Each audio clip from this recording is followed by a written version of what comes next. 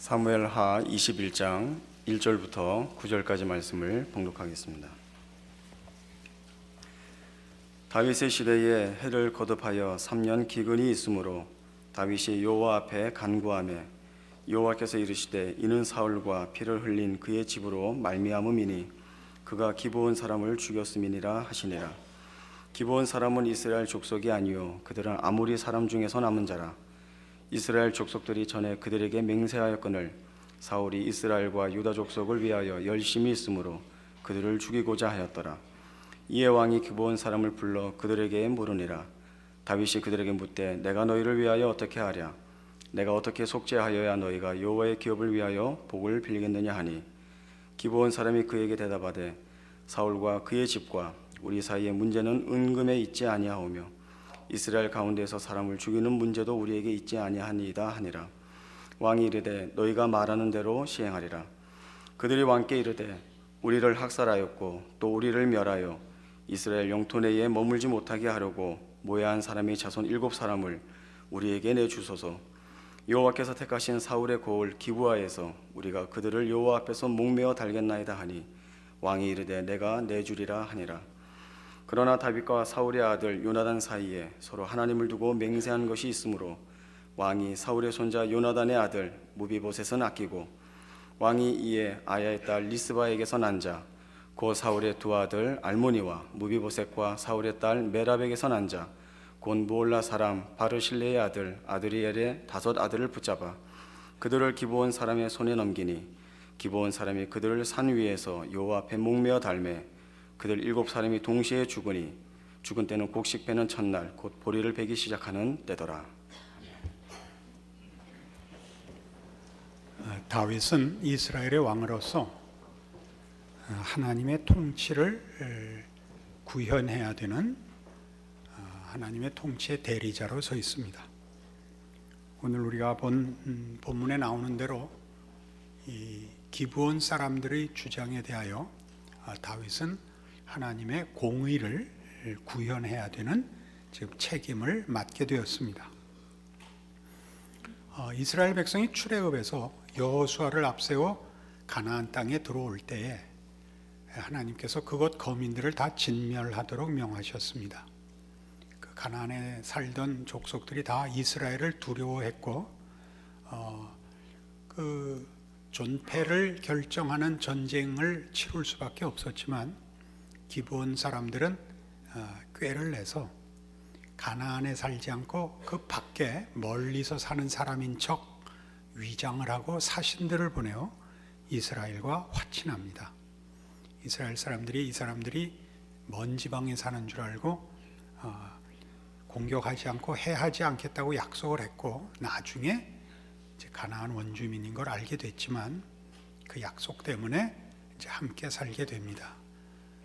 그런데 사울이 왕이 됐을 때 자기 백성들에게 잘 보이려고 이 기브온 사람들을 압박하게 된 것입니다. 그 일로 인하여 적지 않은 그 손해를 기브온 사람들이 받게 됐고 그 문제를 하나님이 이 3년 동안 기근이 들게 하여 다윗에게 무슨 잘못이 이스라엘에게 있는가 묻게 하여 이 문제를 해결하게 하는 장면입니다. 공의란 공평한 정의의 준말이라고 할 수 있습니다. 하나님께서 그의 의로우심을 모두에게 공평하게 베푸시는 하나님의 통치의 공정함, 은혜로움에 관한 표현이지요. 그래서 이 문제는 다윗에게 있어서 그가 하나님의 통치의 대리자인 이상 넘어갈 수 없고 물론 하나님도 넘어가실 수 없는 문제라 다윗에게 가르치고 있는 셈입니다. 그런데 이 문제는 오늘날 당시에도 그랬다시피 오늘날에도 많이 오해되는 일 중에 하나입니다. 즉 하나님의 의를 구한다는 것이 무엇이냐 하는 문제이죠. 예레미야 7장으로 가보겠습니다. 구약성경 1060페이지 예레미야 7장 1절입니다.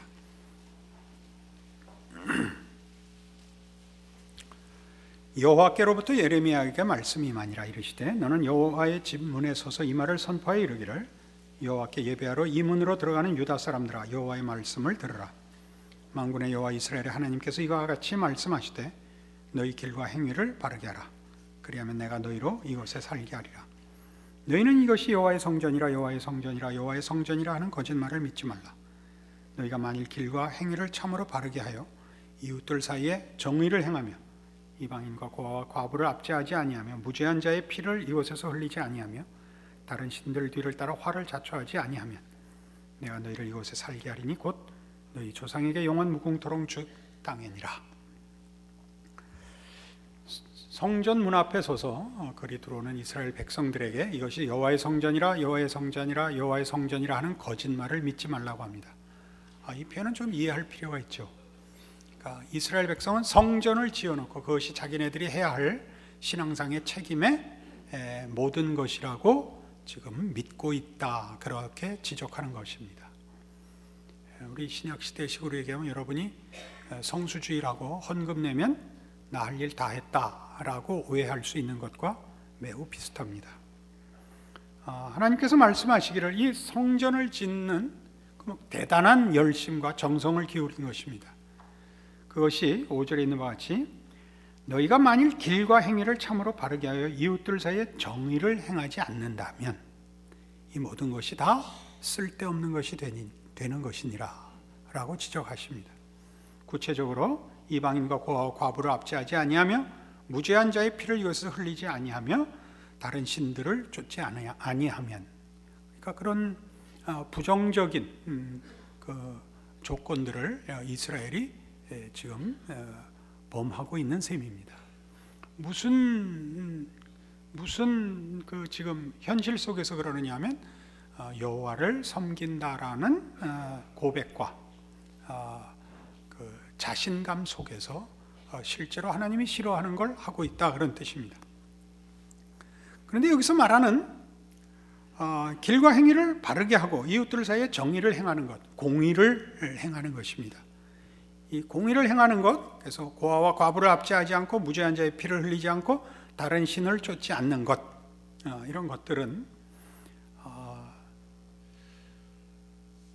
우리 시대에도 굉장히 큰 그 숙제거리로 남아 있습니다.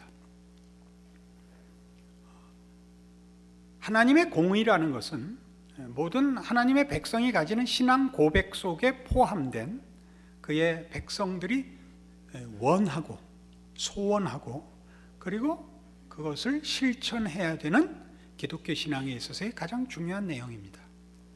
우리가 하나님을 하나님으로 섬긴다면 하나님이 어떤 분이신가를 알아야 되고 하나님이 무엇을 원하시는가도 동시에 알아야 합니다. 하나님은 공의를 베푸시는 하나님입니다. 이 문제의 어려움은 단순히 신앙적인 형태와 명분을 지키는 것만으로 부족하고 지금 우리가 확인한 바와 같이 길을 바르게 하고 이웃 사이에 정의를 행하는 것이어야 하는데 그렇다고 해서 가난한 자를 돌아보고 소외된 자를 돌아보고 힘없는 자를 위하면 다냐? 그것도 또 그렇게 쉬운 문제가 아닙니다. 우리는 이 문제가 갖는 진정한 의미를 알기 위하여 하나님의 공의에 대한 이해를 분명히 할 필요가 있습니다. 아모스 5장에 갑니다. 1279페이지입니다. 구약성경 아모스 5장 21절입니다.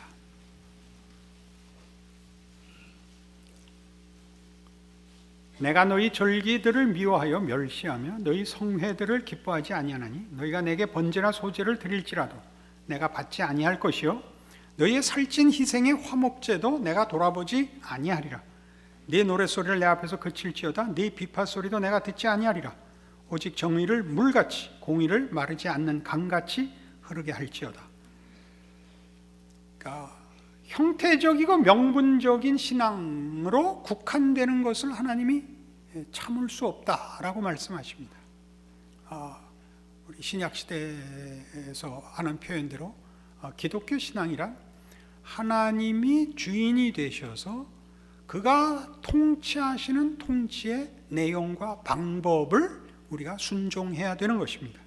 그것을 여기 공의를 행하는 것이라 라고 얘기하고 24절에 보는 바와 같이 정의를 물같이 공의를 마르지 않는 강같이 흐르게 하라 그럽니다. 왜 물같이라는 표현을 썼을까요? 왜 강같이라고 할까요? 여기 아주 중요한 내용이 우리의 이해를 돕는 내용이 나옵니다. 물은 낮은 곳으로부터 쌓이는 법입니다. 물은 이렇게 세로로 서지 않습니다. 물의 수위는 모든 낮은 것을 채운 다음에야 그 수위에 차오르는 것입니다. 하나님의 공의는 어떤 명분으로 세로로 세우는 싸움이 아니고 모든 인간의 존재와 삶의 정황과 우리가 사는 환경, 하나님이 통치하시는 모든 세계와 시간 속에 하나님 되시는 통치가 모든 곳에 차고 넘치도록 요구되고 있지, 어느 것은 외면하고 어느 것 하나로 대신하는 식으로는 아니라고 하는 것입니다. 설명을 했더니 더 어려워졌죠.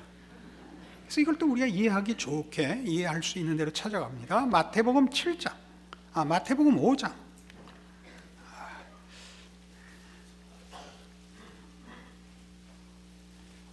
마태복음 5장 21절. 옛사람에게 말한 바 살인하지 말라. 누구든지 살인하면 심판을 받게 되리라 하였다는 것을 너희가 들었으나 나는 너희에게 이르노니 형제에게 노하는 자마다 심판을 받게 되고 형제를 대하여 라가라 하는 자는 공회에 잡혀가게 되고 미련한 놈이라 하는 자는 지옥불에 들어가게 되리라. 그러므로 예물을 제단에 드리려다가 거기서 네 형제에게 원망 들을 만한 일이 있는 것이 생각나거든 예물을 제단 앞에 두고 먼저 가서 형제와 화목하고 그 후에 와서 예물을 드리라. 그러니까 기독교 신앙은 예배라는 것으로, 제사라는 것으로, 그러니까 신앙상의 가장 분명한 형태로도 그 기독교 신앙이 요구하는 인격과 성품으로의 책임을 대신할 수는 없다는 것입니다. 기독교 신앙은 하나님을 믿고 하나님을 섬긴다라고 얘기했으면 주께서 가르쳐 주신 대로 계명의 가장 중요한 내용이 뭐냐 할 때, 첫째는 내 마음을 다하고 뜻을 다하고 성품을 다하여 주 너의 하나님을 사랑하라 하셨으니 이것이 크고 첫째 되는 계명이에요. 둘째는 이와 같으니 내 이웃을 내 몸같이 사랑하라 하셨으니 이것이 율법이요 선지자인 것입니다. 그러니까 하나님에 대한 사랑은 우리에게 모든 영혼과 생명을 사랑하는 것으로 넘쳐 흘러 하나님께 이렇게 그 수위가 가게 되어 있는 것이죠. 그러니까 하나님을 사랑하면 높으신 하나님을 사랑하는 그 수위에 그 밑에 있는 것들은 다 잠겨야 된다는 뜻입니다. 그러니까 이웃 사랑이라는 것은 하나님 사랑 속에 잠길 수밖에 없는 것이지, 이웃하고 싸우고 하나님 사랑이라는 것이 이렇게 사다리를 놓듯이 물기둥을 세우듯이 따로 그렇게 물이 일어설 수는 없다. 이 하나님의 공의입니다. 그러니까 하나님의 공의는 여러분 잘 아시는 예수 그리스도의 오심에도 이렇게 드러납니다. 로마서에서 얘기하는 복음에 대한 정의는 1장 17절에 이렇게 나옵니다. 복음에는 하나님의 의가 나타나서 믿음으로 믿음에 이르게 하나니 기록된 바 오직 의인은 믿음으로 말미암아 살리라 함과 같으니라입니다. 자, 의는 뭡니까? 하나님의 의를 입은 자들입니다. 하나님의 의로우심의 통치를 받는 백성이 된 것입니다. 그게 의인입니다. 하나님의 백성은 의인인데 사법적인 차원에서만이 아니라 관계성에서 그러합니다. 하나님의 의로우신 하나님의 백성, 의로우신 통치 아래 있는 거민이라는 차원에서 우리 다 의인입니다. 그 의인은 믿음으로 삽니다. 우리 하나님의 백성은 하나님의 통치를 소원하고 그 통치가 나를 통하여 세상에 구현되기를 소원하는 자들입니다. 이것이 의인이 믿음으로 산다는 뜻입니다. 우리는 그를 소원하고 그 하나님으로부터 나오는 모든 은혜와 생명과 진리로 우리가 살고 우리에게 그것이 넘쳐 내 이웃에게 흘러가기를 원하는 그런 하나님의 백성으로 삽니다. 이것이 성경이 얘기하는 우리가 꼭 기억해야 하는 하나님의 의요, 우리의 신앙에 있어서 놓칠 수 없는 본질입니다. 그래서 이 예수님의 오심은 바로 이 하나님의 공의의 가장 핵심되고 절정을 이루는 하나님의 신실하신 증명이며 우리에게 베푸신 가장 놀라운 은혜이죠. 이사야 40장으로 가시면 그래서 예수 그리스도의 오심에 대한 이런 성경의 표현들을 이해하게 됩니다. 이사야 40장 1014페이지입니다. 구약성경 이사야 40장 3절 외치는 자의 소리여 이르되 너희는 광야에서 여호와의 길을 예비하라. 사막에서 우리 하나님의 대로를 평탄하게 하라. 골짜기마다 도두어지며 산마다 언덕마다 낮아지며 고르지 아니한 것이 평탄하게 되며 험한 곳이 평지가 될 것이요 여호와의 영광이 나타나고 모든 육체가 그것을 함께 보리라. 이는 여호와의 입이 말씀하셨느니라. 자, 이 외치는 자의 소리는 결국 세례 요한으로 증명이 됐습니다. 세례 요한은 예수님의 오심을 준비하러 먼저 이 땅에 온 안내자요 선지자입니다. 그가 와서 예수 그리스도의 오심을 준비하는데 뭘 준비하느냐 하면 회개하라죠. 회개하라. 천국이 가까웠느니라였습니다. 근데 그의 사역을 하나님의 길을 예비하고 그 길을 평탄케 하라죠. 골짜기는 돋아지고 산들은 낮아져서 대로를 만들어라. 길을 평탄케 하라. 주님이 오시는데 거치는 것이 없게 하라 라고 그 사역을 위임받고 있습니다. 그러나 이 내용은 좀 설명이 필요합니다. 주께서 오셔서 그 은혜를 베푸시며 구원을 허락하시는 일에 장애물과 거칠 것이 없게 하라, 그런 간단한 뜻이 아닙니다. 주께서 오시는데 은혜를 베풀며 구원을 베풀러 오시는데 그 앞에는 산들도 그를 가로막을 수 없고 골짜기도 그에게 방해가 될 수가 없다라는 수사학적 표현입니다. 그때 이 산들이란 세상에서 높아진 자들입니다. 세상의 것으로 자신하는 세력들도 예수 앞에서는 무력한 겁니다. 힘으로 무력한 게 아니라 예수께서 허락하실 일에 대하여 세상은 견줄 것이, 대체할 것이 없습니다. 또 세상에서 절망하고 세상에서 패배자로 인정받는 자들도 예수 안에서 하나님이 허락한 은혜에서는 저들도 배제되지 않습니다. 저들은 그 나라와 그 구원에 있어서 어떤 의미에서 영순위입니다. 하나님께서 그의 공의를 베푸시는 가장 하나님이 약속하셨고 하나님 되심을 나타내는 최고의 절정의 사건이 예수 그리스도의 오심인데, 그걸 보면 뭘 하러 오시는가? 낮은 자를 구하러 오시는 겁니다. 낮은 자만 목적으로 하고 있다는 뜻이 아니라 하나님의 높으심을 낮은 데서부터 채워서 그의 무한하심을 드러내시는 하나님의 공의로우심이 그렇게 나타난다는 말이죠. 우리의 신앙은 자칫 잘못하면 우리가 가진 어떤 자랑할 만한 것을 이렇게 기둥으로 세우는 바람에 그 기둥의 높이만큼 그 옆에 있는 다른 모든 것을 그 수위에 잠기게 하는 일을 외면한 채 어느 하나의 막대 그래프 같이 서버리죠. 조심스럽습니다만은 이 이해를 위해서 자신을 돌아보십시오. 기도를 열심히 한다든가 성경을 열심히 본다든가 무슨 봉사를 많이 한다든가 하는 것들이 여기에 저촉될 수 있습니다. 그걸 하지 말자는 얘기는 절대로 아닙니다. 잘하는 일입니다. 그러나 이 일을 어떻게 하라 그런다고요? 물이 바다를 덮음같이 하라 말이죠. 그게 그렇게 평을 이루지 않고 올라서면 그게 무너질 때 쓰나미가 되는 겁니다. 우리가 보는 자연적인 재난입니다. 우리 모두는 바로 이 문제에서 실패하는 거죠. 지금 다윗이 그 하나님의 그 가르치심 아래서 그 하나님의 통치를 실현하면서 배우는 과정이기도 하고 우리에게 증거하는 내용이기도 하죠. 마태복음 25장에 가면 그래서 성경은 예수님께서 친히 이런 식의 경고를 하게 됩니다. 마태복음 25장 31절 인자가 자기 영광으로 모든 천사와 함께 올 때 자기 영광의 보좌에 앉으리니 모든 민족을 그 앞에 모으고 각각 구분하기를 목자가 양과 염소를 구분하는 것 같이 하여 양은 그 오른편에 염소는 왼편에 두리라. 그때 임금이 그 오른편에 있는 자들에게 이르시되 내 아버지께 복받을 자들이여 나와 창세로부터 너희를 위하여 예비된 나라를 상속받으라.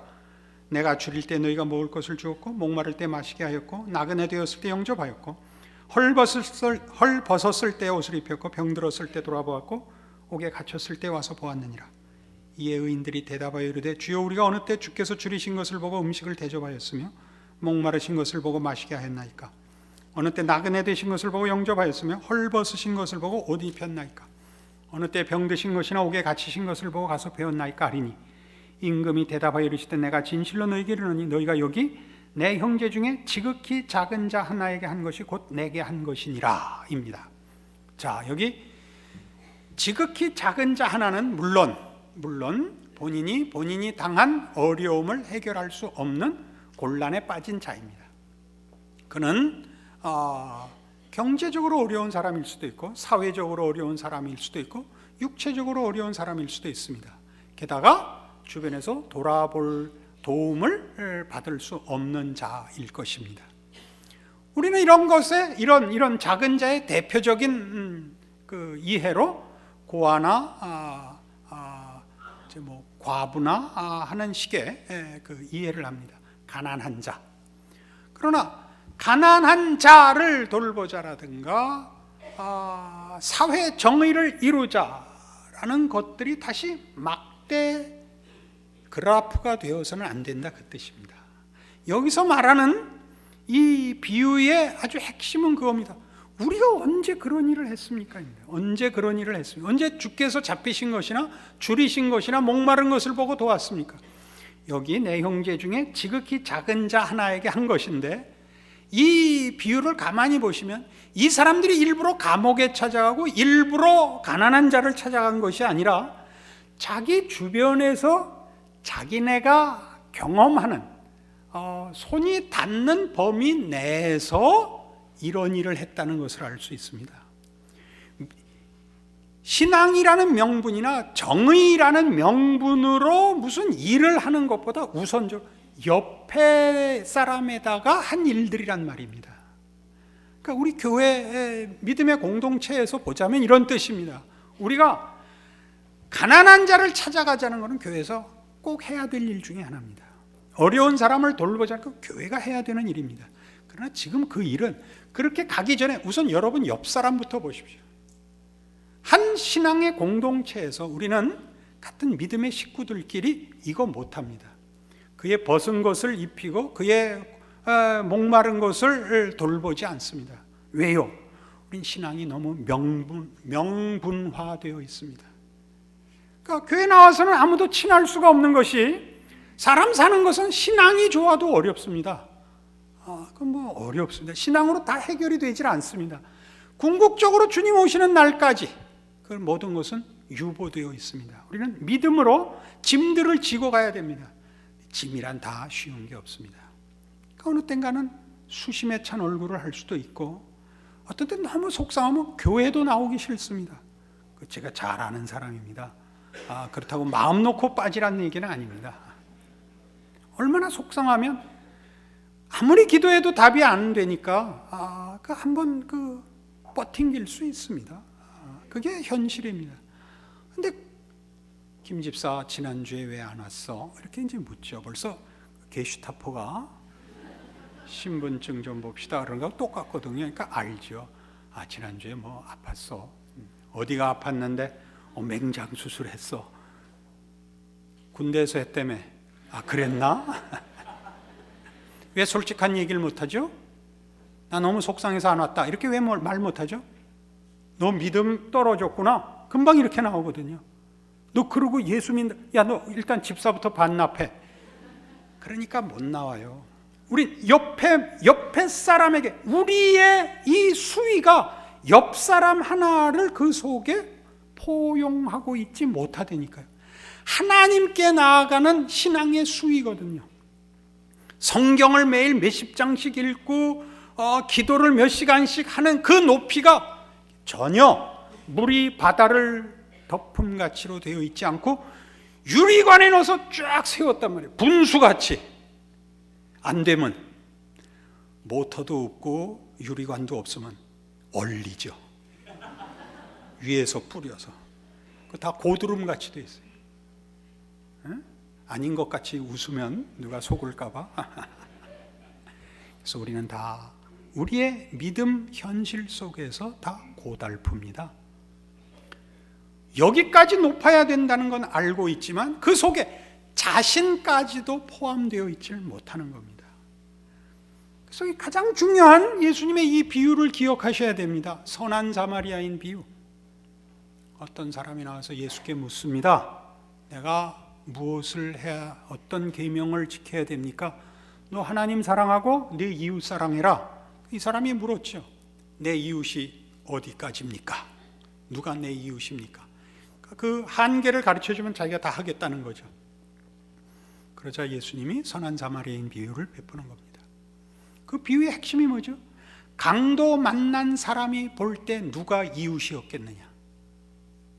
자비를 베푼 자니다. 가서 너도 그같이 하랍니다. 이웃이라는 것은 명분으로 결정되는 것이 아니라 내가 사는 내 삶과 존재의 그 영역 속에 있는 자들입니다. 관계의 영역 속에 있는 자들입니다. 이 선한 사마리아인이 강도 만난 사람을 찾으러 다녀서 만났다가 아니고 자기 길을 가다 만나는 겁니다. 그러니까 우리는 우리의 존재의 활동 영역 속에서, 관계의 영역 속에서 우선 이 일을 해야 합니다. 우리에게 있어서 소외된 자, 우리에게 있어서 가난하고 어려운 자는 우리가 만나는 사람들입니다. 제일 먼저 해야 될 게 뭐냐고요? 믿는 사람들끼리 신앙의 교제를 제대로 하십시오. 명분으로 서로 윽박지르지 마시고. 아무리 옳은 일이라도 지금 그렇잖아요. 예물을 제단에 놓고도 형제와 불화한 것이 생각나거든 뭐부터 해라? 가서 화해부터 하고 와라거든요. 교회는 그렇게 안 합니다. 왜요? 명분이 우선순위거든요. 아닙니다. 그것이 덮어 올라가지 못하면, 채워 올라가지 못하면 그것은 다 자기 자랑에 불과해집니다. 너희는 이것이 여호와의 전이라 여호와의 전이라 여호와의 전이라 하는 거짓말을 믿지 말라. 예, 당하는 겁니다. 여러분 자신을 위해서 이 말씀을 기억해야 합니다. 하나님의 공의가 무엇인지, 하나님이 여러분을 어떻게 저 밑바닥으로부터 채워 건져 올리셨는지, 하나님의 자녀라는 이 영광된 자리 어디서부터 하나님이 여러분을 채워 이 자리까지 올려 세웠는지를 잊지 않으셔야 됩니다. 그래서 우리는 다 바로 거기서부터 출발해야 합니다. 보이는 낮은 자, 보이는 가난한 자를 찾아가는 것이 하나의 상징으로서 필요하다면, 내용적으로는 우리가 만나는 삶과 관계의 우리의 영역 속에서 그들 앞에 하나님의 통치를 채워나가는 자로 서 있어야 합니다. 이것을 하지 못한다면 여러분들은 무서운 심사위원에 불과해집니다. 스스로에 대해서조차 그렇습니다. 그럼 기독교 신앙은 만족이 없고 늘 불안할 뿐입니다. 그 인생 살지 마시고 오늘 다윗이 하나님의 뜻을 따라 무엇을 했는가 기억하시고 여러분의 이웃과 만나는 사람과 특별히 믿음의 식구들과 가정과 회사에서 여러분의 이웃들 앞에 하나님의 공의를 실천하는 참된 신자의 자랑을 누리시기를 바랍니다. 기도하십시다. 하나님 아버지 은혜를 감사합니다. 우리의 신앙 고백과 우리의 자랑과 믿음의 소원이 이웃 앞에 나누어지게 하여 주시옵소서. 그 나누어짐이 용서요, 관용이요, 기다림이요, 사랑이 되게 하여 주시옵소서.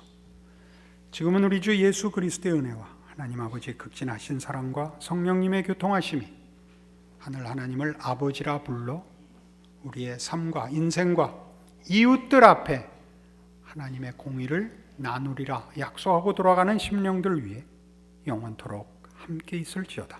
아멘.